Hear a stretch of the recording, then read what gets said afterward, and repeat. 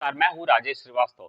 कल अखिलेश यादव ने पश्चिमी उत्तर प्रदेश में विधानसभा में चुनाव के ठीक पहले जिस तरह से पश्चिम बंगाल की मुख्यमंत्री ममता बनर्जी को बुला करके अपने खेमे में खड़ा किया, उसके तमाम राजनीतिक संदेश हैं, उसके तमाम राजनीतिक निहितार्थ हैं। अब राजनीतिक विश्लेषक उसकी तमाम सारी पड़ताल कर रहे हैं कि आखिर इसका क्या मायने हैं।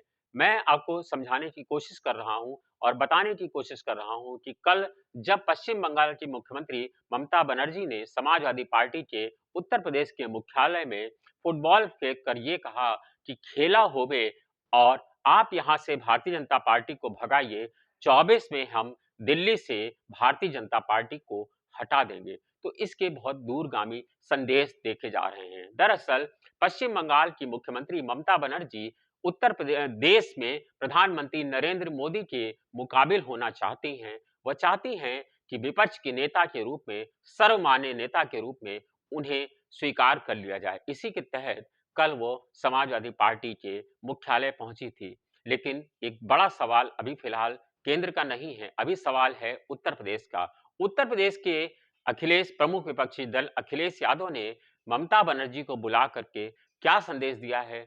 क्या वह उत्तर प्रदेश को कोलकाता जैसा बनाना चाहते हैं? उत्तर प्रदेश को पश्चिम बंगाल जैसा बनाना चाहते हैं?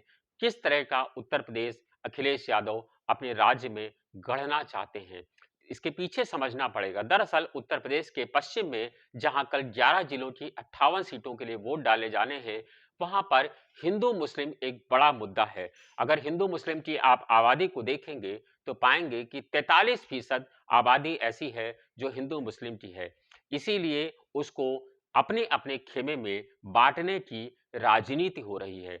लंबे समय से आप देख रहे होंगे, पिछले 10 दिनों से ज़्यादा समय से पश्चिम बंगाल में भारतीय जनता पार्टी उत्तर प्रदेश के पश्चिम में भारतीय जनता पार्टी के नेता लगातार उसे मथ रहे हैं, चाहे वो अमित शाह हों, केंद्रीय भारतीय जनता पार्टी के राष्ट्रीय अध्यक्ष जेपी नड्डा हों, अमित शाह हों, मुख्यमंत्री योगी आदित्यनाथ हों, केशव मौर्य हों, दिनेश शर्मा हों, उमा भारती हों या फिर अन्य धर्मेंद्र प्रधान हो या अनुराग ठाकुर हो या अन्य कोई नेता हो, सभी वहां पर जाकर के पूरे माहौल को बदलने की कोशिश कर रहे हैं। वहां पर पलायन के मुद्दे को, वहां दंगे के मुद्दे को, वहां पर जो है लड़कियों की सड़क पर चलने की सुरक्षा को लेकर, यानी बेटियों की सुरक्षा को लेकर के, दंगाइयों को जेल भेजने की बात, इस तरह के तमाम सारे मुद्दों को वहां पर उठाया जा रहा है। वहां याद दिलाए जा रहे हैं मुजफ्फरनगर के दंगे, वहां पलायन याद दिलाया जा रहा है, वहां पर यह भी याद दिलाया जा रहा है कि किस तरह यहाँ पर सड़कों पर बच्चियों को चलने की आजादी नहीं थी।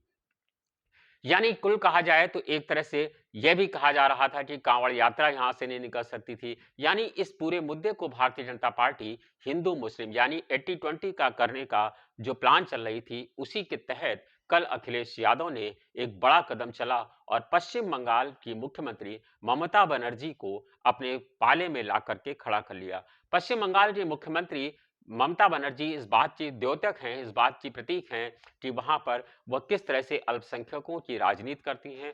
पश्चिम बंगाल में किस तरह से हिंदुओं का क्या हाल है, पश्चिम बंगाल में अल्पसंख्यकों को किस तरह से बढ़ावा मिल रहा है। वहां पर आपने देखा होगा कि जब पिछली बार 2021 में जब चुनाव हुआ था, तब वहां पर जब ममता बनर्जी के पक्ष में परिणाम आए, तो उसके बाद वहां किस तरह की स्थिति हुई। कई हिंदुओं के घरों को जलाया गया, कई हिंदुओं के लोगों को मारा पीटा गया, 2-3 लोगों की हत्याएं भी हो गई। इस तरह का परिणाम उत्तर प्रदेश में पश्चिम बंगाल में देखा गया था जब परिणाम आ गए थे। क्या उत्तर प्रदेश में इसी तरह का संदेश देने की कोशिश हो रही है? उत्तर प्रदेश में ये संदेश देने की कोशिश हो रही है कि समाजवादी पार्टी की शासन आएगा तो क्या इसी तरह का शासन होगा?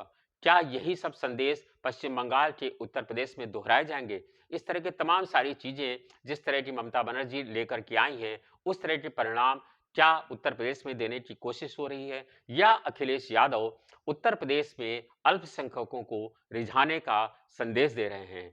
अब ममता बनर्जी का उत्तर प्रदेश में खेला होवे का जो संदेश वो दे करके जा रही हैं, आज वो बनारस में हैं, जो इस तरह का वो संदेश दे रही हैं, क्या पश्चिम के लोग उससे प्रभावित हो पाएंगे?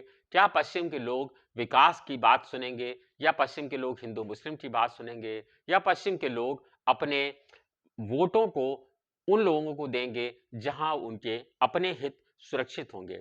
देखना यह है कि पश्चिम के लोगों को कि वो किस तरह के मतदान करते हैं, किस तरह की धारणा बना चुके हैं। हालाँकि जिसको जब वोट करना होता है तो वो पहले अपनी धारणा बना लेता है।